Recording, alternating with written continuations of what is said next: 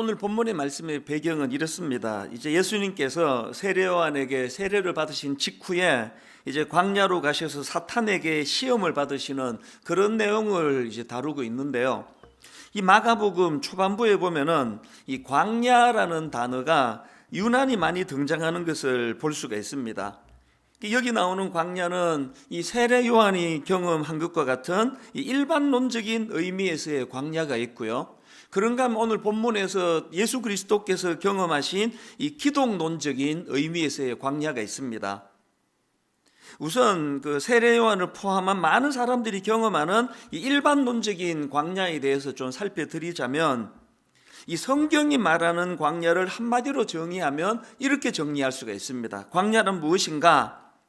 시험과 결핍과 고통이 많은 곳, 그러나 동시에 하나님의 말씀과 임재가 있는 곳, 이게 성경이 말하는 광야에 대한 정리라고 그렇게 말씀을 드릴 수가 있습니다. 우선 이 시험과 결핍과 고통이 많은 차원으로서의 이 광야, 우리 다 겪고 있는 광야 아닙니까? 헬라어로 광야는 에레모스라는 단어인데요, 이 단어는 빈들, 또 광야 이렇게 번역되기도 하고, 그런가 하면은 쓸쓸한, 또 적막한, 또 황폐한, 이런 뜻으로도 쓰여지는 단어입니다. 그러니까 광야는 글자 그대로 고독과 결핍의 상징입니다. 이렇게 고통이 많은 부정적인 느낌을 주는 게 이게 광야인데요.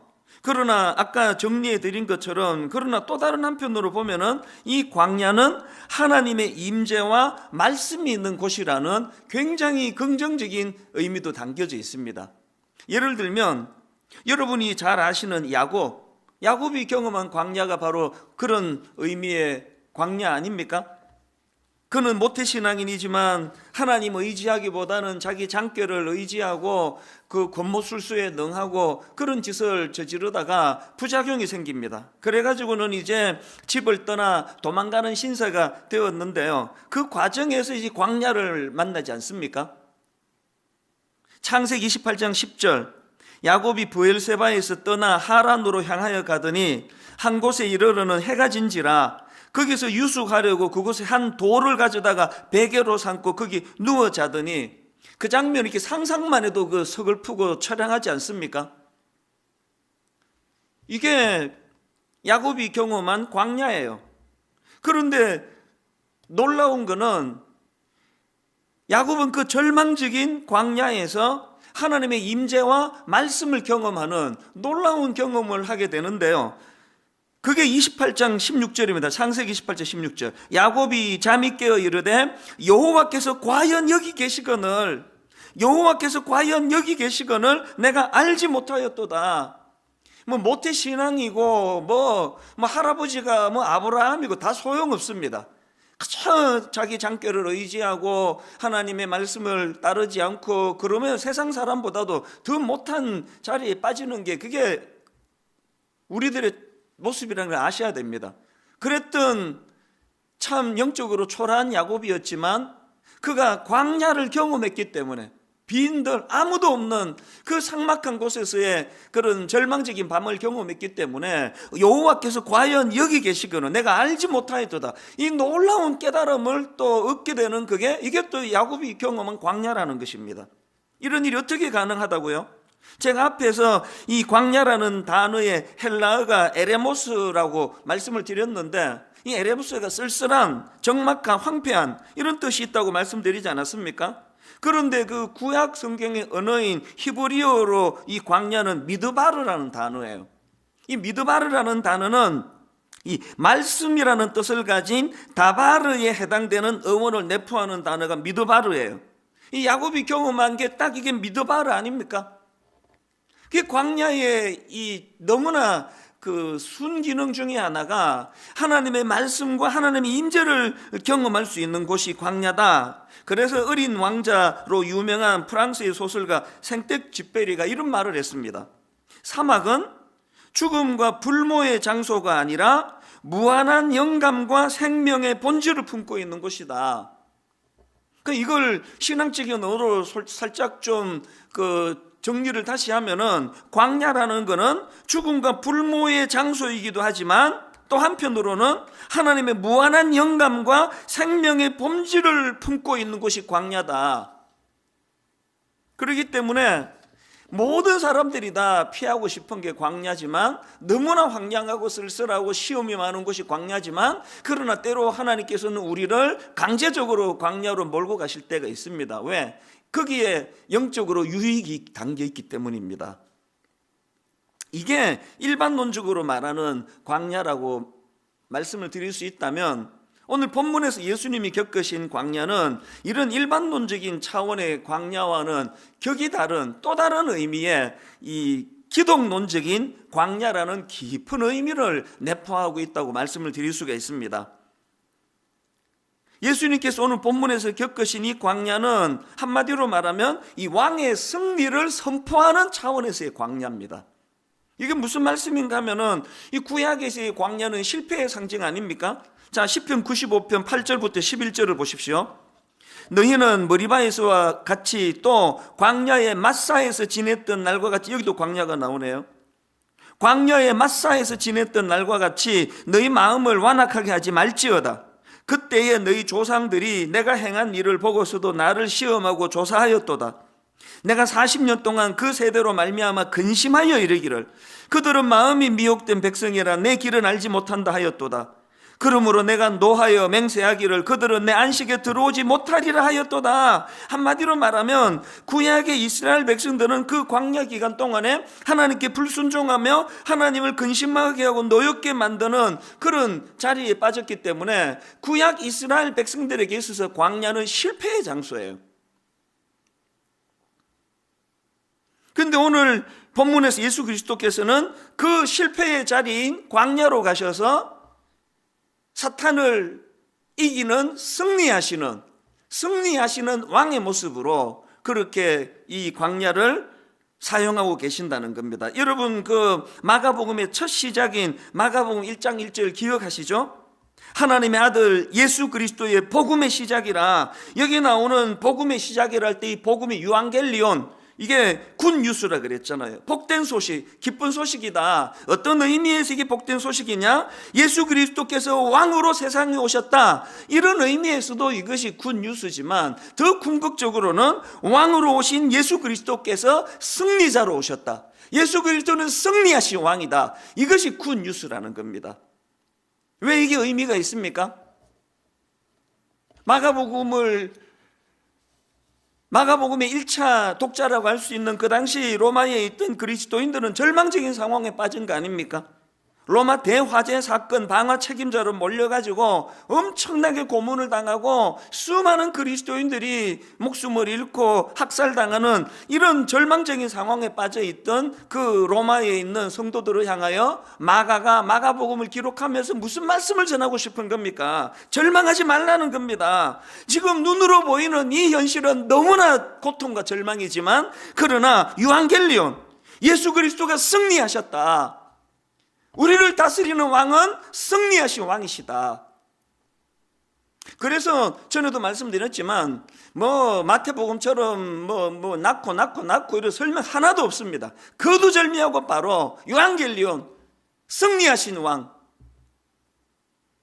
똑같은 맥락으로 지금 마가가 강조하고 싶은 게 뭐냐? 그래서 여러분 오늘 이 본문을 보면은요, 막 엄청나게 강한 표현으로 그렇게 묘사하는 것을 느낍니다.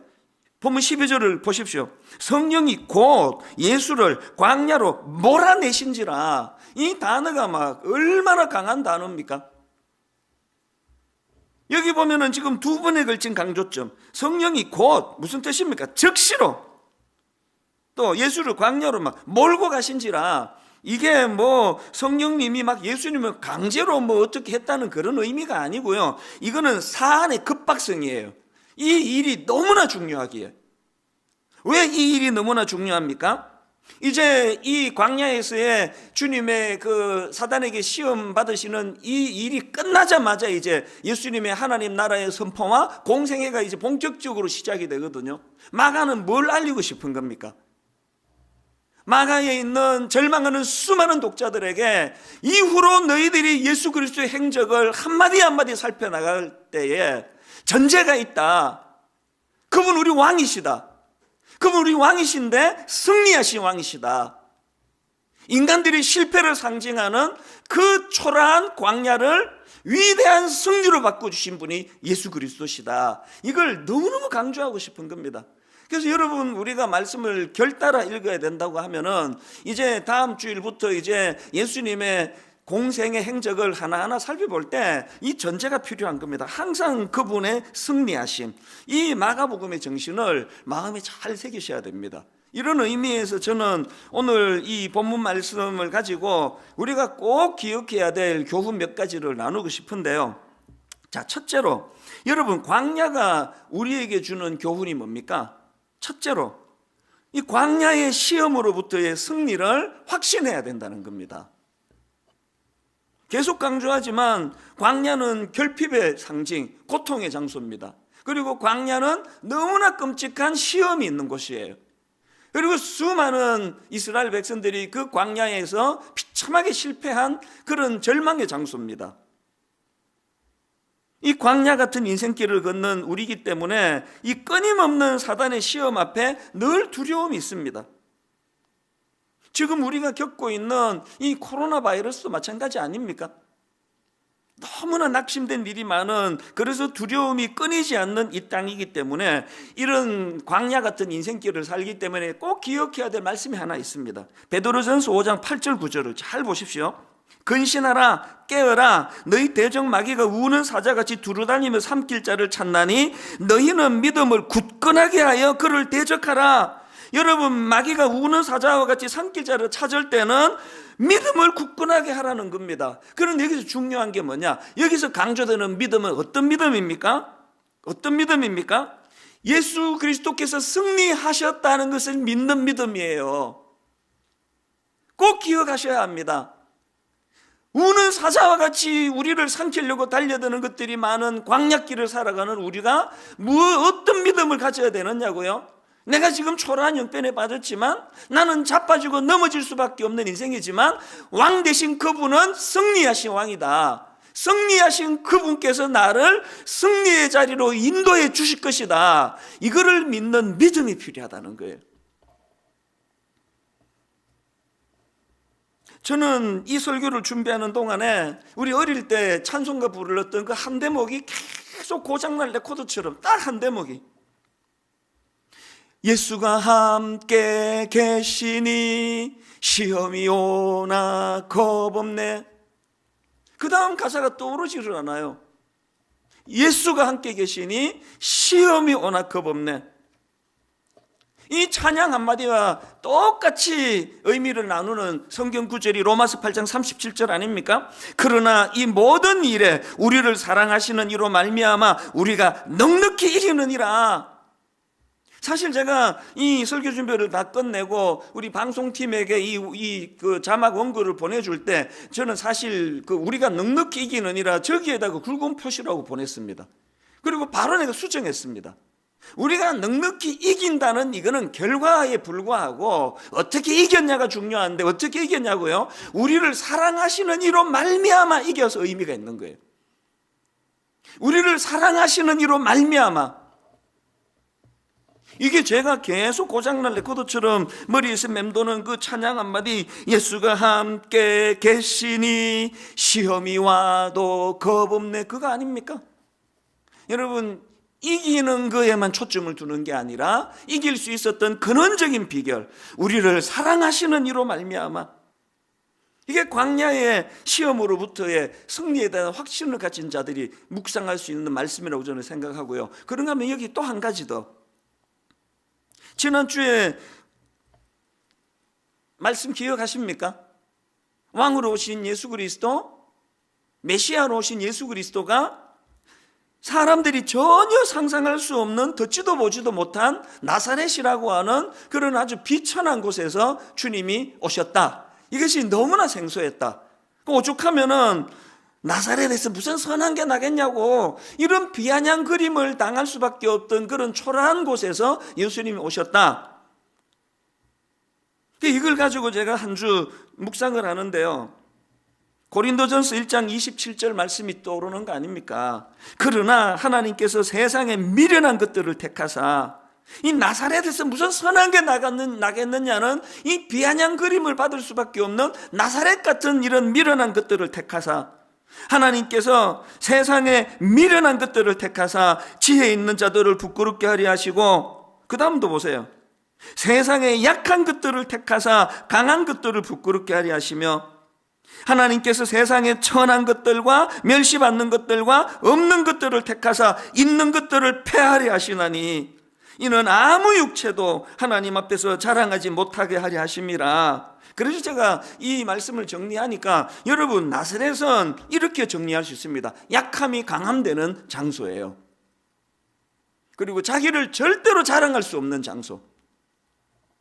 여전히 나사렛이라는 그 지명 자체가 에이, 그 나사렛 같은 데서 무슨 선한 게 나, 이런 비아냥거림을 받을 수밖에 없는 존재지만, 거기에 승리하신 예수 그리스도가 그를 택하여 사용하신다면 약함이 강함되는 장소, 이게 나사렛이라는 거예요. 그러고 보니까 오늘 수많은 우리 교역자들, 우리 부교역자들, 또 저 자신은 말할 것도 없고요. 제가 예루살렘입니까? 저는 나사렛이에요. 얼마나 여리고 얼마나 마음이 자주 무너지고 얼마나 두려움이 자주 찾아오는지 알 수가 없습니다. 그럼에도 불구하고 하나님 앞에 왕 되신 그분, 승리하신 그분을 내가 믿고 나아간다 할 때는 마음에 담대함이 생기는 거거든요. 교회 조금 커지면 난 나사렛인 줄 알았더니 이게 내가 예루살렘이었네, 이런 착각에서부터 타락이 시작되는 거 아닙니까? 교회가 아무리 커지고 사업이 아무리 잘 되고 아무리 우리 아들이 무슨 좋은 이런 대학을 가고 일이 잘 풀린다 하더라도 우리는 나사렛이에요. 나사렛의 의미가 뭐라 그랬습니까? 나사렛은 약함이 강함되는 장소입니다. 이런 맥락으로 보면은 여러분, 이제 다음 주에 정식으로 살펴보겠지만, 이제 예수님께서 하나님 나라를 선포하시고 이제 그 사역할 일꾼들을, 지금 제자들을 주님이 이제 부르시고 계시는 장면이 나오는데요, 여러분, 그 엄청난 하나님 나라를 세워 나갈 일꾼을 뽑는다면 그 분야의 전략가, 지략가, 대단한 어떤 사람들을 찾아야 되는 거 아닙니까? 가평 우리 마을, 저 지금 공사하고 있는 저기에 어떻게 하면은 가평 우리 마을이 정말로 모든 우리 청년들, 장애인들과 청년들이 저곳에서 활기할 수 있을까를 고민하는데, 수많은 전문가들을 만나고 수많은 전문가들을 만나 자문을 구하고 지금도 그 일을 계속하고 있는데, 여러분, 하나님 나라라고 하는 어마어마한 하나님 나라를 건설하는 일에 쓰임받을 제자들이니까 얼마나 대단한 전략가여야 하겠느냐고요. 그런데 다 아시잖아요. 예수님이 뽑은 사람들은 상상할 수 없는 아무 그런 전략가는 거리가 먼 이름 없는 어부들이에요. 그것도 성격도 개팍하고 지식도 하나도 없고 무식하기 짝이 없고 이런 사람들만 뽑으시는 게 뭘 의미합니까? 하나님은 예루살렘을 들어서 화려한 예루살렘의 실력을 가지고 일하시는 분이 아니에요. 나사렛처럼 약함이 강함되는 것, 이게 하나님의 전략이에요. 그래서요, 예수님께서 제자들을 뽑으시는 과정을 보면 딱 한마디 하세요. 마가복음 1장 17절을 보세요. 예수께서 이르시되 나를 따라오라. 아니, 지금 하나님 나라 건설을 위하여 사람을 찾는다면 무슨 사업 설명회도 하고 하실 일들에 대한 브리핑도 하고 그래야 되는 거 아닙니까? 다 생략이에요. 다 필요 없고요, 믿음 하나만 있으면 돼요. 승리하신 예수 그리스도를 믿는 믿음, 승리하신 예수 그리스도를 믿고 따라갈 수 있는 믿음 하나만 있으면 된다는 거예요. 왜? 하나님 나라는 상징적으로 예루살렘이 가진 그 화려함으로 일하는 것이 아니라 승리하신 그분을 믿는 나사렛 같은 약한 사람들을 통해서 일을 하신다는 겁니다.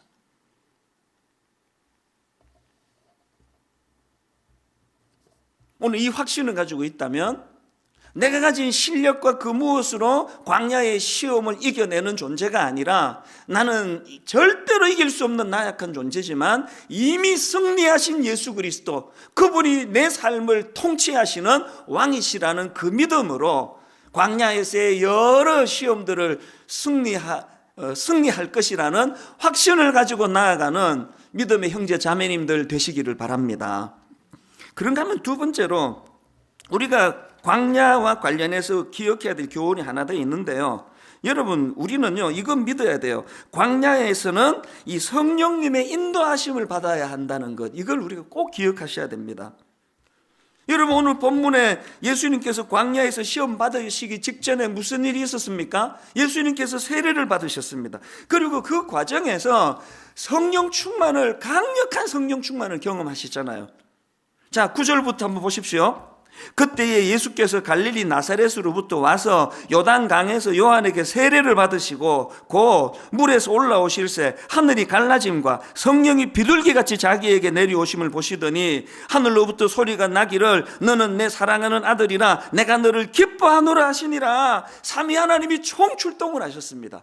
비둘기같이 임하시는 성령님의 강력한 성령 충만함, 그 충만하신 상태로 광야로 내려가십니다. 그게 12절 13절 본문 아닙니까? 성령이 곧 예수를 광야로 몰아내신지라 광야에서 40일을 계시면서 사탄에게 시험을 받으시며 덜 짐승 관계 계시니 천사들이 수종을 들더라. 여러분, 여기 나오는 몰아내신지라 하는 이 말씀은 사안의 급박성을 강조하는 표현이기도 하지만 성령님의 강한 인도하심을 강조하는 표현 아닙니까? 성령의 강력한 역사하심이 있었기 때문에 그 광야에서 우리가 이 본문을 가지고 기억해야 되는 게 뭐냐? 성령님은요, 우리를 광야로 내몰기만 하시고 그대로 방치해 두시는 분이 아닙니다.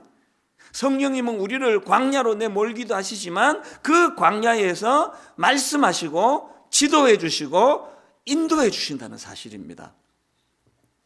사도행전 8장에 나오는 빌립도 마찬가지예요. 자, 8장 26절. 주의 사자가 빌립에게 말하여 이르되 일어나서 남쪽으로 향하여 예루살렘에서 가사로 내려가는 길까지 가라 하니 그 길은 광야라. 여기도 광야가 나옵니다. 일어나 가서 보니 에티오피아 사람 곧 에티오피아 여왕 간다게의 모든 국고를 맡은 관리인 네시가 예배하러 예루살렘에 왔다가 돌아가는데 수레를 타고 선지자 이사야의 글을 읽더라. 빌립이 성령이 빌립더러 이르시되 이 수레로 가까이 나아가라 하시거늘. 어떤 상황인가 하면은요, 26절에 보니까 빌립이 지금 주의 사자의 이끌림으로 가사라는 지역으로 가는 길까지 인도함을 받는데 29절에 보니까 주의 사자가 성령님이시라는 것을 알게 되었다는 겁니다. 알 수 있는 거 아닙니까? 그러니까 빌립은 지금 광야의 여정길에 성령님의 인도하심을 받는데요, 그런데 그곳에서 에티오피아 사람 네시를 만나 복음을 전하는데 여러분 다 아시죠? 너무나 그가 순탄하게 복음을 받아들이는 겁니다. 바로 세례를 받겠다 할 정도로. 이런 일이 어떻게 가능했을까요? 성령님의 인도하심을 받는 사람은요, 그곳이 시험과 결핍이 많은 광야라 할지라도 거기에 이런 능력이 나타난다는 겁니다. 우리는 자꾸 이 광야라는 환경을 탓하지 말고 이 광야, 결핍이 많은 이 광야야말로 빌립처럼 성령의 인도하심이 필요하다. 성령의 가이드를 따라 우리도 영적으로 충만함을 힘입어서 말에 권세가 있고 입술에 권세가 나타나 복음이 증거되는 이런 광야로 이것을 활용하기를 원한다. 이런 갈망이 우리에게 필요하다는 겁니다. 그런가 하면 마지막 세 번째로, 여러분, 이 광야가 우리에게 주는 교훈이 하나 더 있는데 그게 뭐냐 하니까 이 광야의 시험을 사명 준비로 성화시켜야 한다는 것입니다. 저는 예수님께서 이제 공적인 사역, 사명을 감당하시는 공생애를 시작하기 바로 직전에 광야에서의 이 사단의 시험을 이기시는 이 과정을 보면서 마음에 소원이 생기는 겁니다. 하나님, 이 과정, 사명자가 이 절차대로 하기를 원합니다. 오늘 우리가 겪는 시련, 오늘 우리가 겪는 여러 가지 가슴 아픈 광야에서의 무서운 사탄의 공격이 그저 그 공격을 이겨내는 것으로 만족하는 것이 아니라 이 사탄의 공격을 사명 준비의 재료가 되게 하여 주시기 원합니다.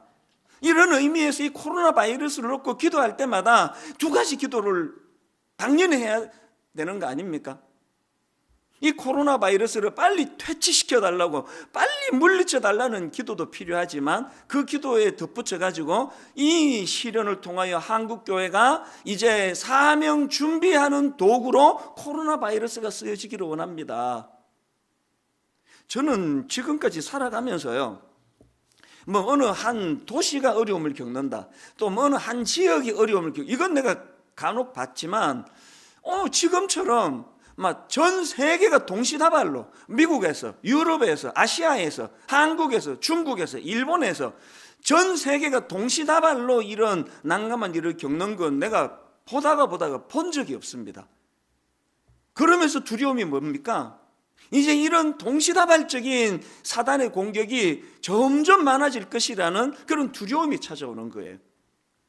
그렇기 때문에 이거 당장 코로나 바이러스 하나 없애달라고 기도하는 건 아무 의미가 없습니다. 내년에 또 온다 그러잖아요. 어떤 전문가들 얘기를 보면은. 이 코로나 바이러스를 없애달라는 이 기도도 하셔야 되지만, 하나님 이것이 내 사명 준비의 도구가, 재료가 되게 하여 주시옵소서. 지난주에 저는 어느 젊은 자매님이 보내준 그 편지 한 통에 굉장히 감동을 했습니다. 내용을 한번 읽어드리겠습니다. 목사님, 저는 간호사입니다. 3주 전쯤 코로나 사태로 대구의 일손이 턱없이 부족하다는 기사를 보고 그 자리가 저의 자리는 아니라고 생각했습니다. 대구에 가고 싶은 마음은 있지만 현재 19개월짜리 아이가 있기 때문에 나는 갈 수가 없지, 이런 생각을 했었습니다. 그곳에 가지 못하는 안타까움은 있었지만 나는 안 가는 게 아니고 못 가는 거다, 그렇게 마음을 덮어두었습니다. 그랬는데 지난 월요일 목사님의 설교를 듣고 이번 주 내내 울음이 그쳐지지를 않습니다. 지난 수천 년의 역사를 돌아볼 때 위기의 상황에서 빛과 소금의 역할을 감당한 기독교인들이 있었기에 지금의 내가, 지금의 대한민국이 있다는 사실이 새삼 새롭게 다가왔습니다. 내가 주인 삼은 예수님의 삶이 희생이신데 나의 삶은 어떠한 것을 돌아보게 되었습니다. 우리가 정말 죽기를 각오하고 시대를 섬기고 민족을 섬길 때 거기에 하나님의 역사가 일어난다고 하신 목사님 말씀에 가슴이 두근거리고 눈물이 납니다. 입으로만 떠드는 것이 아닌 누군가의 희생이 있어야 이 사태를 마무리할 수 있다는 말씀에 그 누군가가 누구인가, 이런 질문이 들었고, 만약 이 질문을 예수님이 직접 제게 하신다면 저요 라고 말하고 싶었습니다. 설교 한 편에 이렇게까지 진지하게 반응하는 이 자매를 보면서 제가 너무 감동이 되는 겁니다. 더 감동이 되는 건 이렇게 머리에서 작용으로 끝내지 않고요, 실제로 자기 남편과 상의를 한 겁니다. 그 남편도 참 귀한 분이에요. 아내의 이런 이야기를 흘려듣지 않고 당신 마음에 그런 뜨거움이 있으면 가라, 대구로 가라. 그래가지고요, 이 18개월 된 어린 아기를 그 남편이 지금 강제 재택근무 중이래요. 노는 거 아니잖아요. 일해야 돼요. 그런데 이 18개월 된 아이를 강제 재택근무 중인 남편에게 맡기고, 그리고 또 자기 어머니에게 부탁을 드리고, 그리고는 이제 대구로 선교로 내려가기로 했습니다. 이게 그 편지의 요지예요. 저는 그 자매님의, 젊은 자매님의 편지를 읽으면서 한국교회에 희망이 있다, 한국교회에 소망이 있다, 너무나 곳곳에서 이런 정말 이 말씀에 반응하고 말씀을 이런 사명으로 연결하는, 그것을 실제적인 실천으로 옮기는 이런 사람들이 너무 많이, 제가 미국에 갈 때마다 느끼는 게 그 느낌이고요, 지방에 갈 때마다 느끼는 느낌이 그거고요. 큰 교회 작은 교회 가리지 않고 가는 교회마다 이 자매와 같은 사명으로 무장된 너무나 신실한 그리스도인들을 많이 만나볼 수 있기 때문에 이것이 저에게 기쁨이고 한국교회, 이민교회의 희망이라고 저는 믿습니다.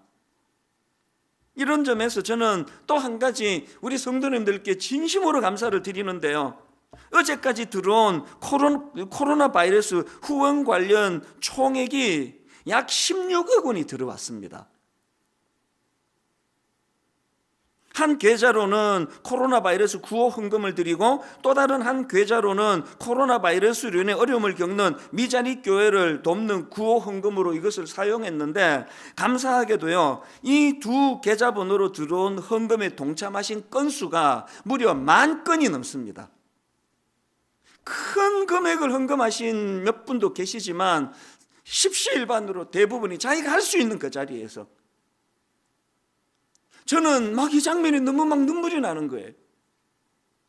10,000건이 넘는 누군지도 알지 못하는 구호 위에 애쓰는 그분들을 위하여 누군지도 알지 못하는 미자립 교회를 위하여 그렇게 송금을 잊지 않은 그 손길들이 막 만 건이 넘는 이 손길들이 머릿속에 펼쳐지니까 얼마나 이것이 감사한지 모릅니다.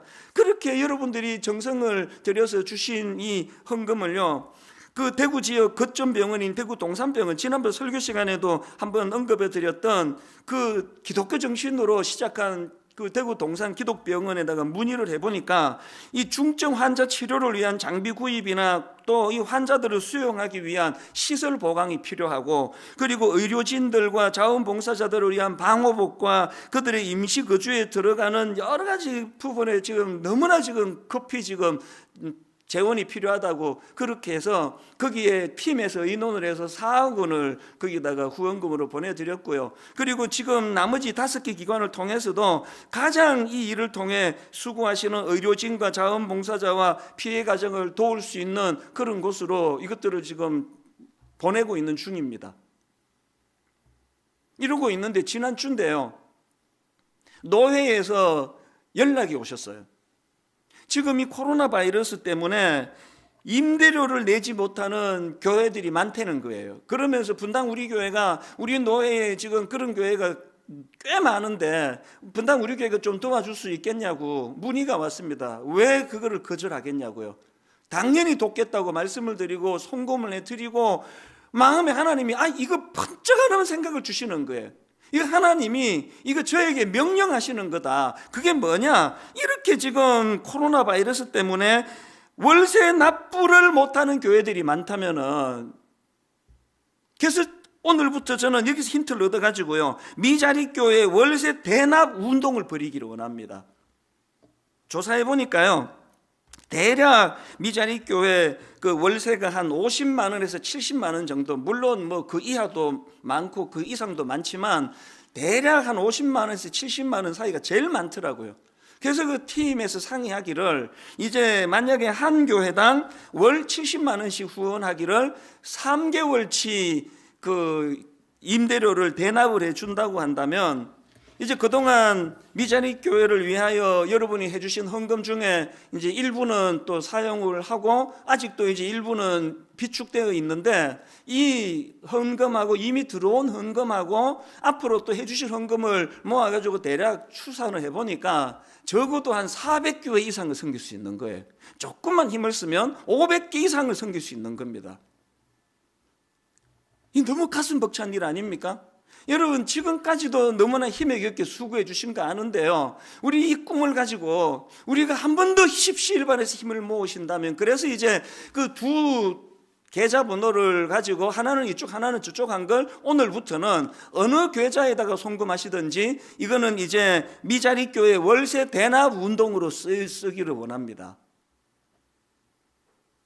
뭐 몇 교회까지 도울 수 있는지는 하나님만 아시겠지만 그 숫자에 하나님은 무게를 두지 않으세요.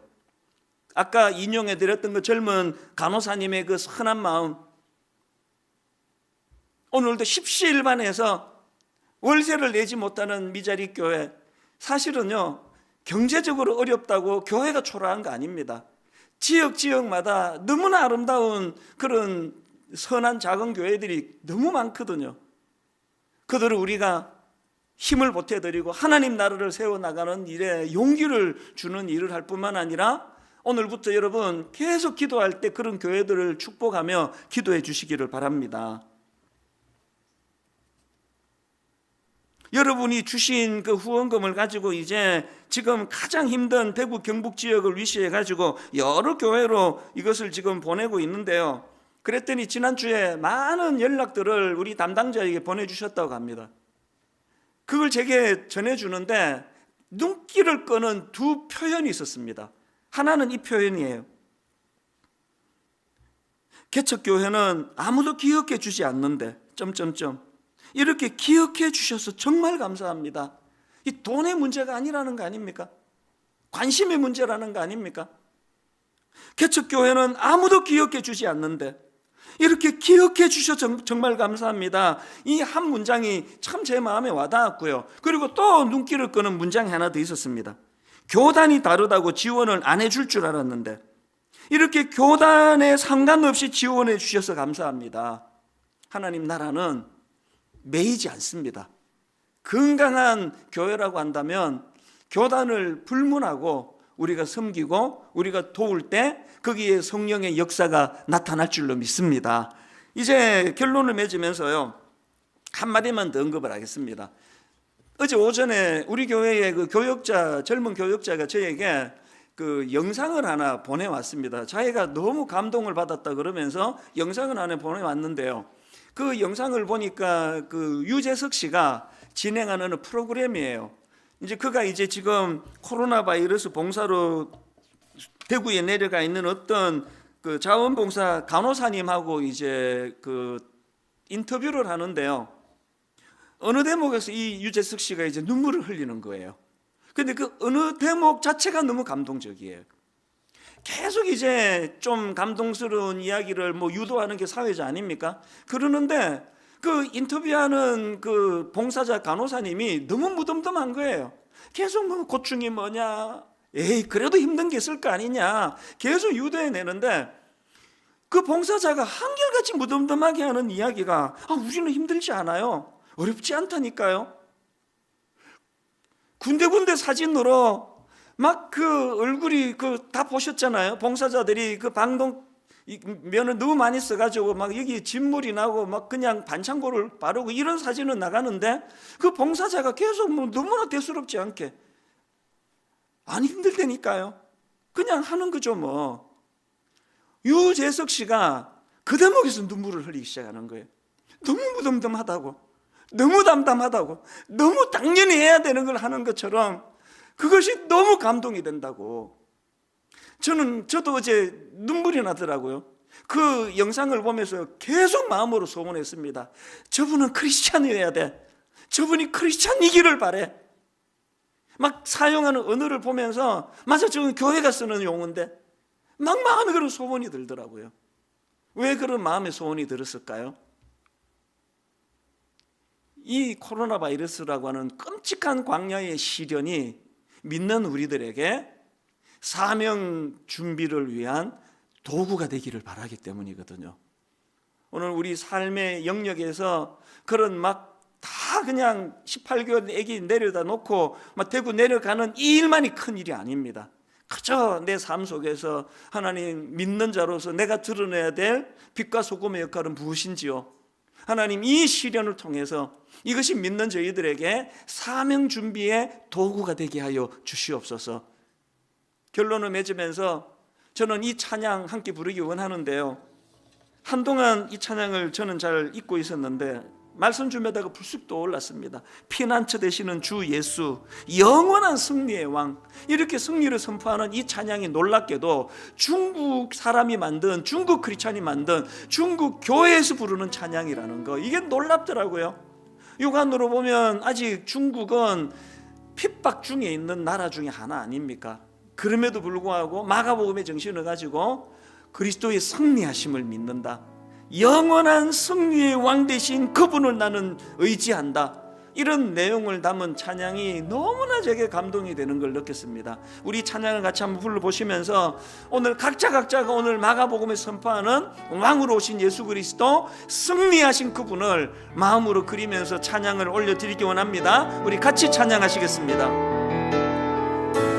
피난처 되시는 주 예수,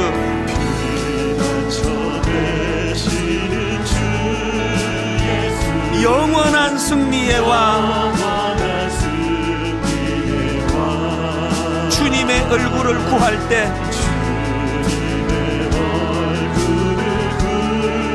주의 빛 비추시네.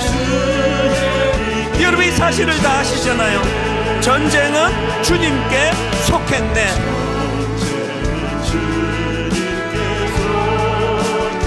승리는 우리의 것. 이 확신을 가지고 예수의 이름을 높이며 영원히 찬양하리. 이 감격을 가지고 선포하기 원합니다. 주님의 임재에 온 땅 흔들리고 우리 기도에 하늘 문 여시네. 온 민족과 열방 주께 경배해. 영원히 보좌에 계신 왕께. 우리 찬양 한 번 더 부르기 전에 다시 한번 촉구합니다. 우린 나사렛이에요. 예루살렘 되려는 거대한 예루살렘 되겠다는 그 시도는 전부 다 악한 거예요. 내 존재가 초라한 예루살렘에서 거대한 예루살렘으로 변해가서 은혜가 아니고 여전히 초라한, 조롱받을 수밖에 없는 나사렛에서 무슨 선한 게 나와?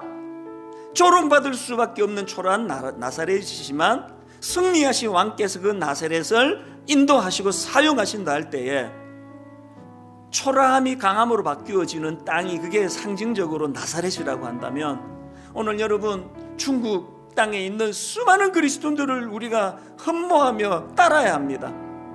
눈으로 보기에 핍박이 있는, 여전히 탄압이 있는 그곳이지만 이미 영원한 승리의 왕을 노래하면서 전쟁은 주님께 속한 것이라고, 승리는 우리의 것이라고, 그런가 하면 이 땅의 수많은 작은 교회들, 미자립 교회들, 우리가 그들을 불쌍해서 도와준다, 큰일 날 소리예요. 그들의 믿음을 우리가 존경해야 돼요. 그 열악한 상황 속에서도 승리하신 주님을 붙잡고, 비록 이번 달 월세 낼 여건이 안 되는 상황이라 할지라도 믿음 하나를 붙잡고 그렇게 달려가는 그 수많은 작은 교회 목회자들과 성도들을 우리가 존경하면서 후원해야 됩니다. 교회 규모가 커졌다고 우리는 이제 나사렛 아니야, 우리는 사회적으로 영향력을 미치는 예루살렘이야, 이게 가장 큰 타락이거든요. 오늘 이 찬양을 다시 한번 부르는 동안에 너무나 열악한 환경 속에서도 주님을 찬양하고 경배하는 중국과 북한의 지하교회와 이 땅의 수많은 작은 교회들, 여기서 작다는 건 재정적으로 규모적으로 작다는 거지 그들의 믿음을 두고 얘기하지 않습니다. 우리 찬양 다시 한번 부를 동안에 하나님, 규모는 커졌지만 하나님 앞에서 너무나 초라한 그런 교회가 아니라, 하나님 우리의 자금이 승리하신 그분의 도구가 되고 죄례가 되어 이 초라한 나사렛이 주님 손에 들려진 아름다운 승리의 장소가 되기를 원합니다. 상징적으로 우리 마음을 가지고 한 번 더 이렇게 찬양하기 원합니다. 피난처 되시는 주 예수,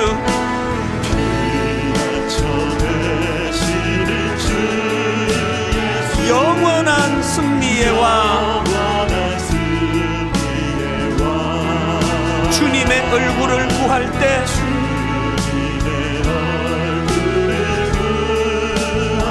주의 빛 비추시네.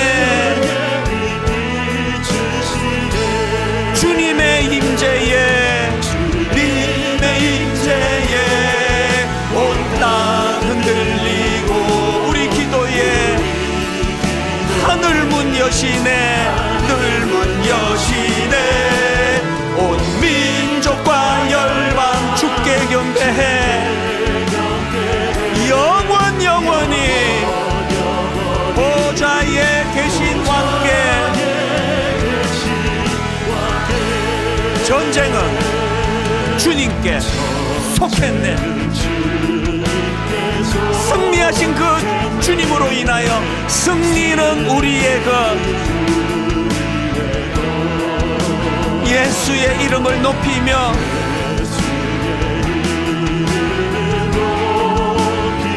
영원히 찬양하리. 여러분 선포할 준비가 되셨습니까? 선포하십시오. 주님의 임재에 온 땅 흔들리고 우리 기도에 하늘 문 여시네. 온 민족과 열방 주께 경배해. 영원히 보좌에 계신 왕께. 우리 한 번 더 이렇게 소리쳐 선포합니다. 주님의 임재에, 주님의 임재에 온 땅 흔들리고 우리 기도에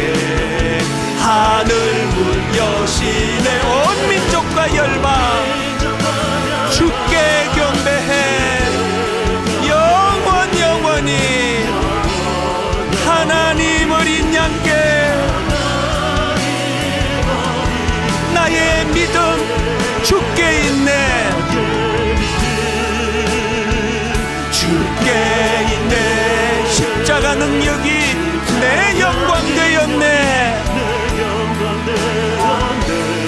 주께서 우리를 승리케 하셨네.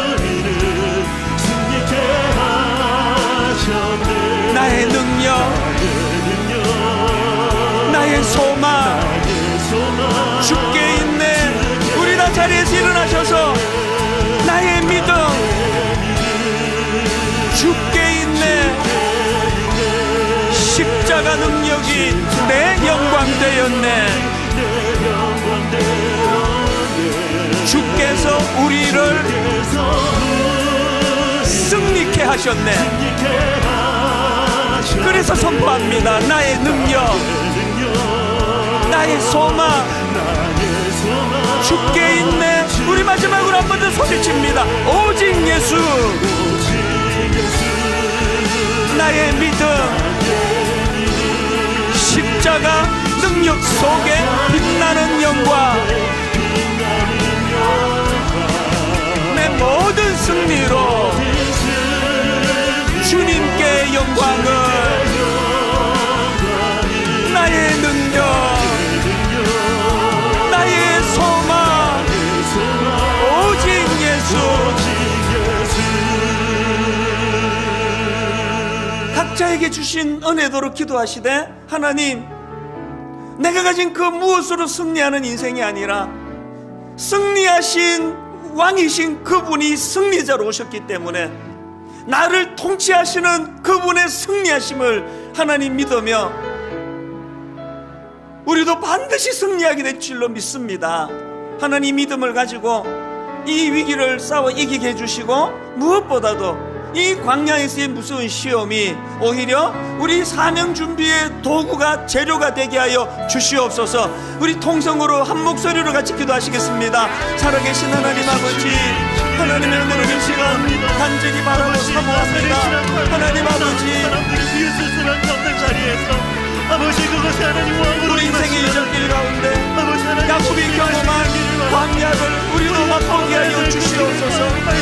너무나 절망적이고 너무나 황량하고 고독하고 아무도 없는 빈들판이지만 거기에는 하나님의 임재가 있고 거기에는 하나님의 말씀이 있기 때문에 여호와께서 과연 여기 계시면은 내가 알지 못하였노라고 그 벅찬 가슴으로 아버지 하나님 광야에서 선포하셨던 야곱의 선포가 우리의 선포가 되기를 원합니다.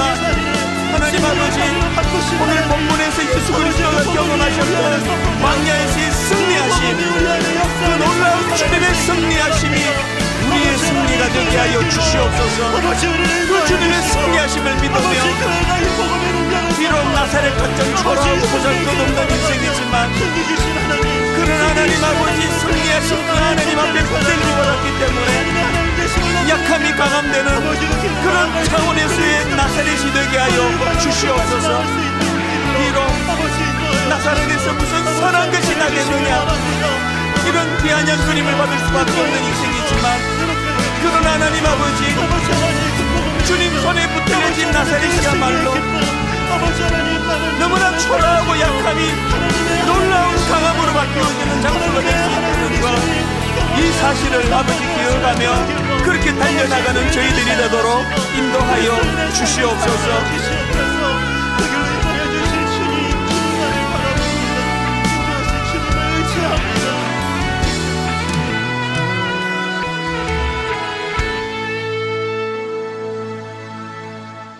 그러나 하나님께서 세상에 미련한 것들을 택하사 지혜 있는 자들을 부끄럽게 하려 하시고 세상의 약한 것들을 택하사 강한 것들을 부끄럽게 하려 하시며 하나님께서 세상의 천한 것들과 멸시받는 것들과 없는 것들을 택하사 있는 것들을 폐하려 하시나니 이는 아무 육체도 하나님 앞에서 자랑하지 못하게 하려 하심이라. 하나님 아버지, 나사렛이 화려한 예루살렘으로 변화되어 은혜가 아니라 여전히 작고 초라하고 보잘것없는 인생이지만 승리하신 왕이신 그분 손에 붙들림 받았기 때문에 약함이 강함으로 바뀌어질 수 있는 이 은혜와 능력을 경험하는 것이 신앙생활이 주는 묘미인 줄로 믿습니다. 오늘 하나님 예배드리는 우리 모든 성도님들의 그 형편과 처지와 상황에 따라 오늘 주신 말씀이 그들에게 능력이 되어 우리가 하나님 앞에 확신하며 믿고 달려가야 될 것, 비록 광야에서의 너무나 고독하고 외롭고 힘든 싸움이지만 우리는 반드시 승리할 것이다. 승리하신 왕께서 우리를 승리의 자리로 인도해 주실 것이다. 오늘 우리가 경험하는 이 광야에서의 쓰라린 시련이, 시험이 오히려 사명 준비를 위한 재료가 되고 도구가 되게 할 것이다. 하나님, 이런 확신을 가지고, 이런 마음의 소원을 가지고 낙심하지 아니하고 벌떡 주님의 은혜를 받아 벌떡벌떡 자리에서 일어나 결단하며 사명을 향하여 성령님의 인도하심과 더불어 사명의 자리로 달려나가는 그런 귀하고 복된 한 주간이 되도록 주님이 간섭하여 주시옵소서.